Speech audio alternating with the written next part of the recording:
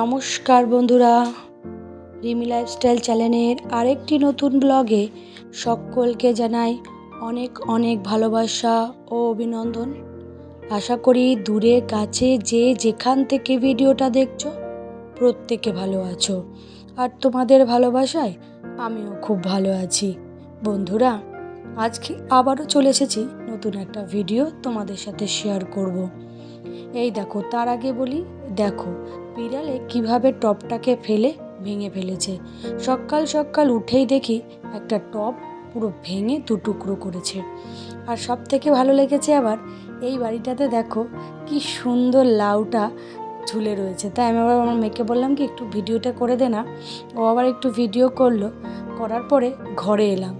ঘরে এসে দেখি একটু ছাতু গুলাবো, আমার ছেলেটা পাগল ছাতুর জন্য।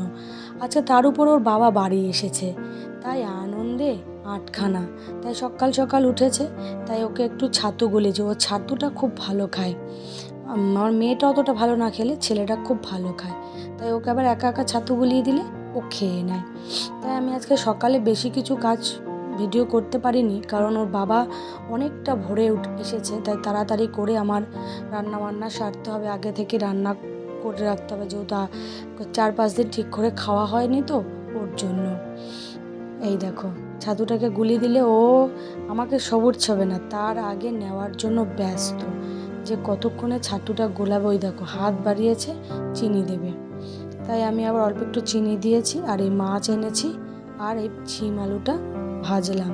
এই দেখো বন্ধুরা, এই ওরা ঘুরতে গেছিলো মানে এই রাম মন্দির, তারপরে গিয়ে কাশী, তারপরে আর কোথায় বেনারসের কাশী গেছিলো, প্রয়াগরাজ, সব জায়গায় গেছে। তাই এগুলো নিয়ে এসেছে, এগুলো প্রসাদ। তাই তোমাদের সাথে একটু শেয়ার করলাম। তাই যে এগুলো নিয়ে এসেছে। জানো তো বন্ধুরা, তোমাদের আশীর্বাদে আমার আগের দিনে যে ভিডিওটা আমি ছেড়েছিলাম, তোমরা এত সুন্দর সুন্দর কমেন্ট করেছো, তোমাদের শুভকামনা করেছো আমার জন্য। তোমাদের সত্যি কথা অনেক অনেক ধন্যবাদ গো।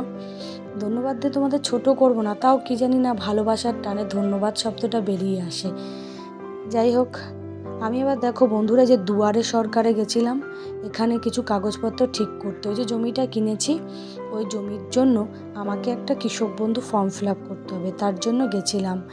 এই দেখো বেশ সুন্দর সাজিয়েছে মাঠটা, মনে হচ্ছে যেন বিয়ে বাড়ির প্যান্ডেল। যাই হোক, দুয়ারে সরকারের কাজ মিটিয়ে ঘরে এসে দেখি ছেলে এখানে খেলা করছে কাপড় টোপর নিয়ে। কি খেলা করছে, আর দেখো কত বড় পাগল, এখন একটু গরম গরমের মধ্যে একটা সোয়েটার পরে বসে আছে। আর এদিকে মেজি আর মেজো, এই যে আমার মেজির মেয়ে লাইভ করছিল। তাই ওদের একটা ছোট্ট রকম ভিডিও করে ঘরে চলে আসলাম। এই যে ঘর এলোমেলো ছিল, আমারও একটু গাটা আসলে ঠান্ডা ঠান্ডা লাগছে, মানে আমার ঠান্ডা লেগেছে।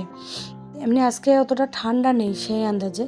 তাও ঘরে আমাদের ঘরগুলো কি বলতো, একটা দেওয়ালের উপর আরেকটা দেওয়াল, তো মানে কি বলবো, একটা স্কুলে যেমন পরপর পরপর হয় তেমন ঘর। তার জন্য আমার ঘরটা মাঝখানে, মোটামুটি ঠান্ডা এখনও খারাপ নেই, ভালোই আছে। তা আমার ছেলে আবার যে ঘরে বসেছে ওই ঘরে অতটা ঠান্ডা নেই, কিন্তু ও বেশ একটা সোয়েটার পরে বসেছে। কিন্তু সকালবেলায় যদি বলা হয় একটা সোয়েটার পর, ও সেটা পরতে চায় না।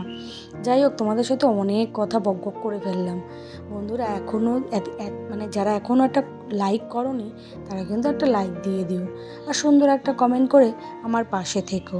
আর চ্যানেলে যারা নতুন, তারা আমার চ্যানেলটার সাবস্ক্রাইব করে আমার পাশে থেকো।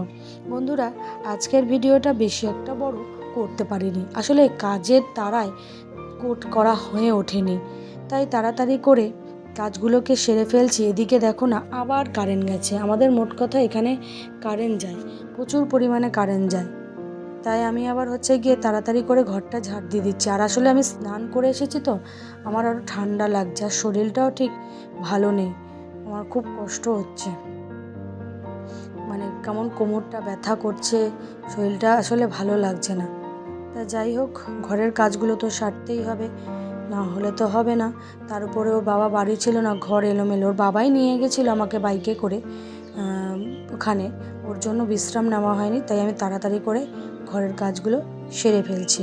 আর বেশি একটা বড় ভিডিও তোমাদের সাথে শেয়ার করলাম না আজকে, আর আমার সময়ের অভাবে ভিডিওটা বেশি বড় হয়নি। যেটুকু হয়েছে আশা করি তোমাদের ভালো লাগবে।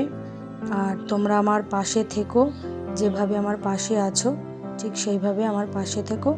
আবার দেখা হবে নতুন একটা ভিডিওতে। আজকের মতন টাটা।